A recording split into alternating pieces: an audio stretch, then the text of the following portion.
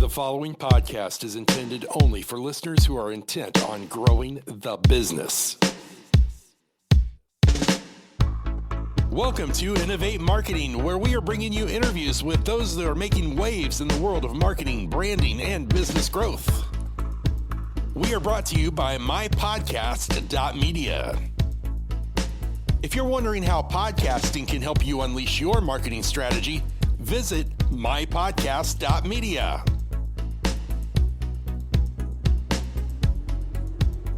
And now I'd like to introduce you to your host for Innovate Marketing, sherrypeak. Welcome to Innovate Marketing. Today, our special guest is Wendy White, and she is the Chief Marketing Officer at Daxko. Wendy is a four-time CMO with over 25 years of software and services experience. Her expertise spans brand, demand, customer strategy, and go-to-market, as well as revenue and marketing operations. She has served as the CMO for Daxko, Tiger Connect, Egencia, and CenturyLink Cloud. Her tech leadership positions include world-class brands such as Microsoft and Intel. Hi, Wendy. Thank you for joining us today. I'm so glad to be here. Thank you for inviting me. Oh, you're welcome. We've been looking forward to this conversation and to just glean from your knowledge and to learn about the work that you do and how you're servicing businesses. And so we're going to just jump right into our conversation. So as the Chief Marketing Officer, can you tell us a little bit about what that entails with your work at Daxko? Yeah. First of all, just to frame Daxko up for your audience who might not know us, if you have hit a gym, a YMCA, a Jewish community center, if you participate in activities at a Boys and Girls Club, or if you love to do martial arts and have been to your local dojo, you've probably interacted with Daxko's software. We power about 40% of the fitness facilities across the United States. So we're everywhere you are when you're getting healthy. Oh, I like that. You're everywhere we are or where I need to be, Wendy. But in any case, so you're known as an expert at positioning companies for accelerated growth. Now, while laying operational foundations for scale, can you talk a little bit about how you approach this in your new role with the company that you're with? Yeah. Well, Daxko is a great company, but it's just gone on a massive acquisition tear over the last handful of years. So for the Chief Marketing Officer role, one of my biggest challenges when I joined the company is thinking a little bit about how we do better at integrating all these brands that we've acquired, both from a brand narrative in the market, the actual brand naming, but also just from the execution standpoint of how you get the disparate marketing teams across the acquired companies to collaborate now as one joint marketing team with a more unified mission across them. So those are some of the big challenges that I've been facing day to day and spending a lot of time on, working on since I joined the company a few months ago. Okay, so as we talked about, Daxko is a name that might not be known to the average person, but you all do some really great work that supports organizations that many of us use. Can you tell us a little bit about the history and what did it take for you to come into a company such as this and to begin to reshape it, if you will, to put it or position it to align with the vision that you had for the company? Yeah. Well, I'm lucky enough to have joined a management team who I think is very visionary about how to bring acquisitions together. So I came in already to a place where the product roadmap was already, strategy around how to integrate the products and how to bring a service delivery together for our customers. So what I had to really evaluate, and what I'm still, I think, evaluating in many places is, what brands do we need and how many do we need across the acquisitions that we've had? A brand that serves your local martial arts studio might be different than the brand that talks to a very large nonprofit organization like YMCA. So, really ensuring you're understanding how customers perceive you, what they want out of your software, out of your services, and then building brands that really resonate with each of those markets is a critical part of my job. It's part of what I'm doing right now. So, what type of things are you most excited about working on? Coming into a new job, if you will. Um, I'm not sure, what your prior experience was, but what were some of the things that excited you about coming to work with Daxco? I'm a super operational CMO. I really love to get my hands dirty in the data, Hmm. the tools, the systems. So one of the things that I love about a company that's been acquisitive is there's a lot of spaghetti to unwind in those tools and systems, right? Getting your leads to flow, all together into the CRMs, getting your websites and your CMs to talk to each other, bringing in, a new strategy around things like data health and hygiene. Those sound really mundane after you spent time talking about brand, but they're so foundational and so important to marketing. Marketing runs on data. Modern sales runs on data. So getting that right is critical. And I love getting my hands dirty, getting in there and figuring it out, improving it. Can we talk a little bit more about the data as far as because for companies to saying, hey, I need to collect data. You mentioned some of the industries that you work Yep. as the CMO. What kind of data are you finding that customers are finding most valuable to collect so that they can grow their businesses? Yeah.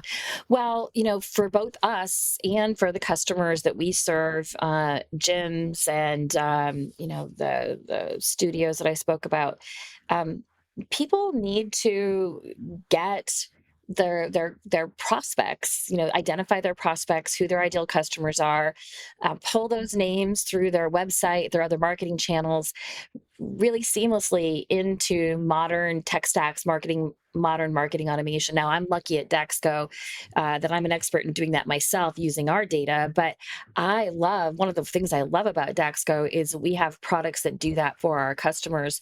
You don't have to be thinking, oh, it's all SalesLoft and HubSpot and Marketo, which I think a lot of B2B marketers will relate to those terms. But if you're in a gym, those systems are not right for you. They're not purpose built for you. And I'm lucky that our products are purpose built for our customers to do just those things, collect the right data from their customers, leverage it to, automate amazing sales and marketing journeys to grow their membership.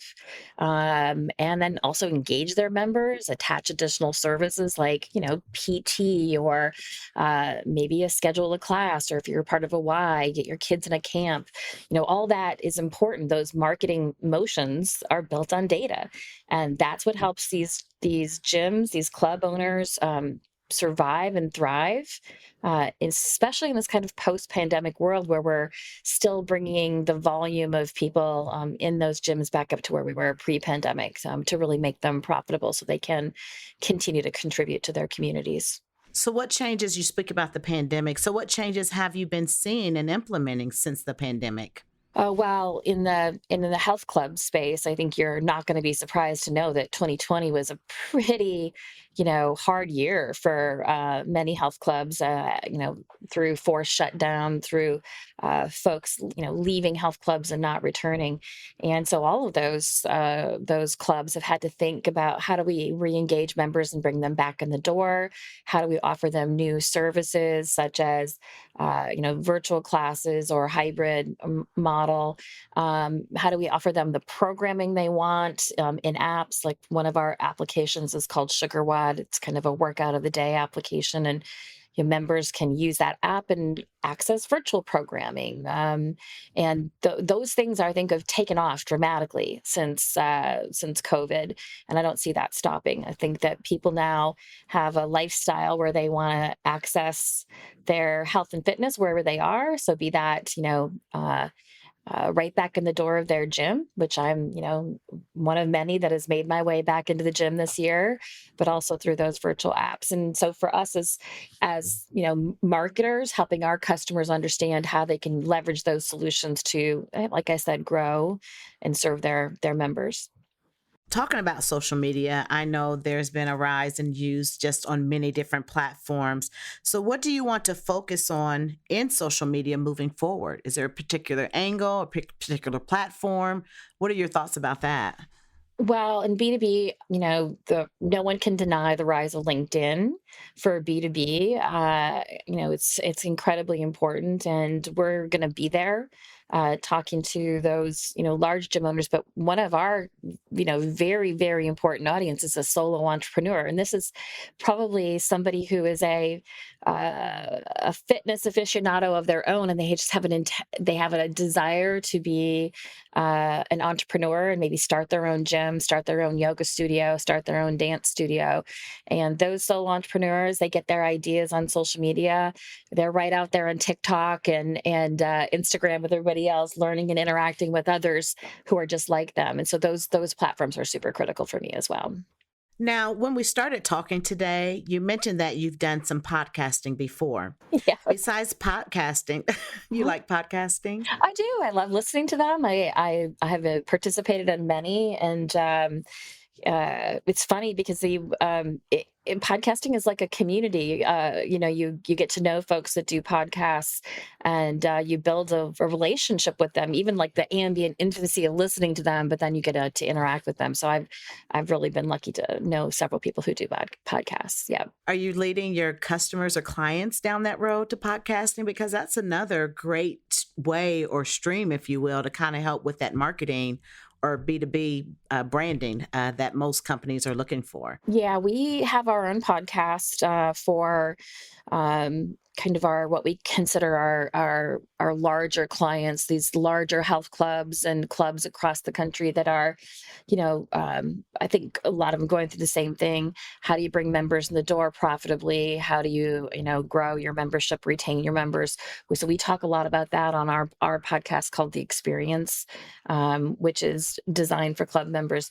But we also have so many entrepreneurs in our portfolio of members that we're also going to start a podcast down market for just those folks I talked about, those solo entrepreneurs who want to learn from others across the country who have made a great experience out of starting their own CrossFit box, their own local yoga studio. So we're going to start a podcast for them, teaching them how to grow and, really contribute back to their community with just profitable growth for their own entrepreneur operation.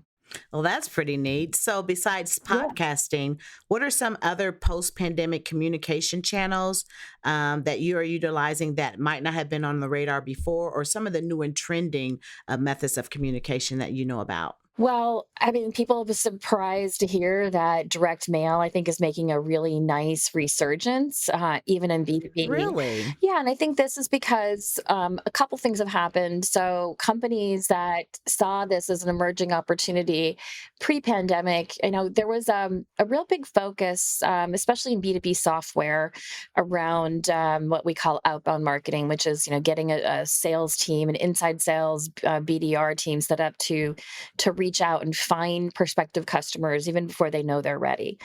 And one of the things that you can do when you do that is use direct mail, and be that a gift, send a bottle of wine to invite them to a virtual event, as a lever to get your customers to engage with you. And frankly, I don't see that going away. I've seen that just nothing but increasing. So you'll see all kinds of great companies in this space now that just focus on dedicated sending platforms for direct mail to make it incredibly easy for you to use direct mail as part of your strategy. We do it now. Like a good example is a company called Sendoso, they integrate with your CRM and your marketing automation, and they just make it easy. Click to send a Starbucks gift card to say thank you for taking my meeting, or click to send something more meaningful. I like that direct mail because a lot of times we think some of the original, if you will, or former ways of communicating and marketing have gone out of style. So even myself with the direct mail, I was kind of surprised to hear you saying that's been one of those trending things that's reemerging. Big resurgence. Yeah, big resurgence. Yep. Oh, that's pretty neat. As I Yeah. often have used direct mail in the past, and when you start to talk about some of the things that you can receive through direct mail, it makes sense because I just think about how many things I get through direct mail. So it totally makes sense. So as we Yeah. talk about your vision for Daxko, um, how is the time that you've been able to spend there since you first joined the company? How do you see your vision aligning with the mission that you came in with for the company? Oh, yeah. The I think I was clear on the charter when I came in, but every job, when you join as a new CMO, you have to spend that first 90 days on your intent listening tour, right? Listen to your sales teams, listen to your internal stakeholders. If you're lucky enough to have a solution like Gong, where you can easily listen to sales calls, listen to the sales calls, or, call up your CRO, your chief sales officer, and say, take me out, take me out. I want to go visit customers. I want to go listen and learn. And when you do that, there's always something that surprises you that you need to, know or do better than when you join. So for me, it's been a really nice. I've been in my role about 4 or 5 months now, to use that listening time as a way of continuing to refine whatever ideas I had when I came in. You're never going to figure it all out. So I'm figuring it out. I've used that, for example, to think about some market expansion strategies with my team on international expansion. Using that now to think about customer marketing in a new way. Like, what is the opportunity to engage our customers both on our brand, but on cross sell opportunities, or even getting them to understand and utilize the features in our platforms better. So there's all kinds of things that marketing can do. It's not just about lead generation. It's also about really, carrying that brand experience end to end, and then helping your customers grow end to end. You mentioned when we first start talking about the different companies and organizations that you work with. As a B2B service provider to the nonprofit sector, how do you approach marketing strategy differently than that for a for profit organization? Their careabouts are very different, right? Nonprofit organizations have a whole level of thinking around fundraising and gift giving that they need to think about. So you have to help them in a different way. Understand, how to use your tools and technology, not just to grow their prospects and their members, but also to build their database of folks they can fundraise from, or potentially use data to apply for grants. And so you're talking to them about different business challenges. If you're talking to some of our nonprofit customers, they care a lot about supporting the communities they serve with programs like camps, or they could run a senior care facility. So there's all kinds of our local community centers. So all kinds of things they care about that are very different than, say, a for-profit company. Have really enjoyed our time in learning from you. And I want to talk about this one thing really quickly before we kind of wrap up our questions. I learned that you're a veteran of the U.S. Army Intelligence Officer. Let's talk a little bit about that, Wendy, because I'm really interested to know, how does that work that you've done in that area, how did that feed into the work that you're doing now? Or was that create a path for you to become the CMO for Daxko? Wow, that's a really great question. I did start my career in the Thank you for your service. Thank you. I did start my career in the military. So I think fundamentally, a lot of leadership principles I learned during that period helped. The kind of servant leadership principles that you learn when you're a military officer carry forward as you become a manager or an executive.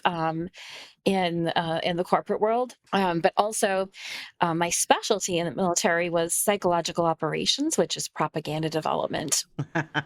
So, Interesting. so that applied very directly to being in communications. I'll never forget. Actually, I'd started working at Intel early in my career after I left the military, and one day I got a call.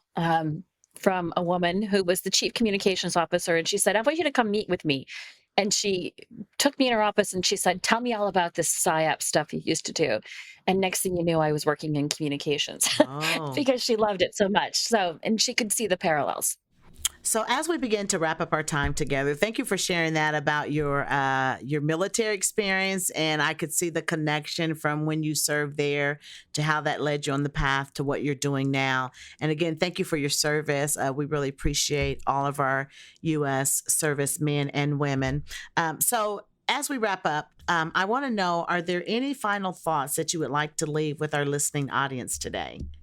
I guess the final thought is, I just consider myself a B2B marketer, right? And I have worked through my years in marketing infrastructure like servers and networks to marketing software like health solutions. And here I am now working in a company that does health and fitness.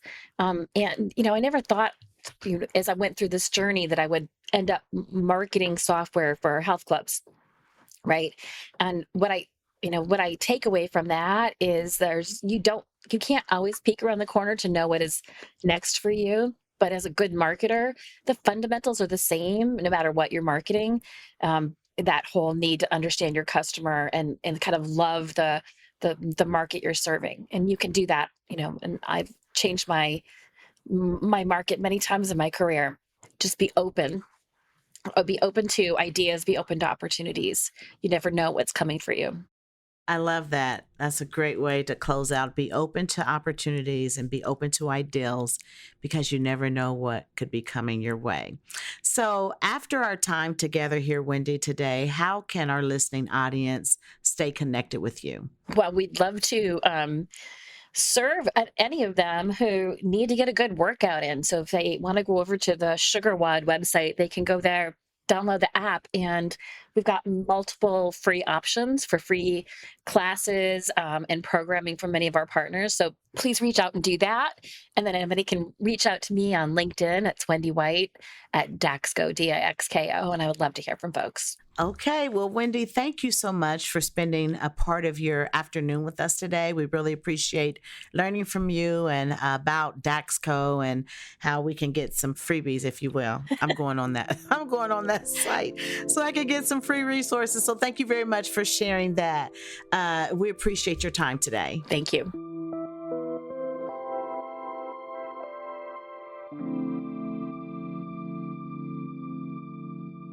After our conversation today with Wendy, there are two takeaways that are going to stay with me. And one is that direct mail may be making a comeback.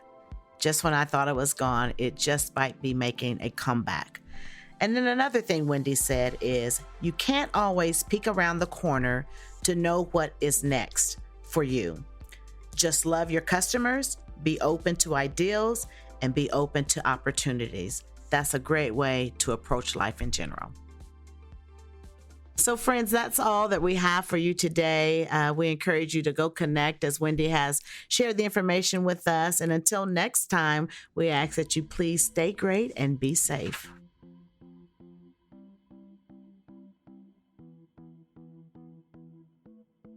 That brings us to the close of this edition of Innovate Marketing. We're glad you tuned in. Innovate Marketing is brought to you by mypodcastmedia.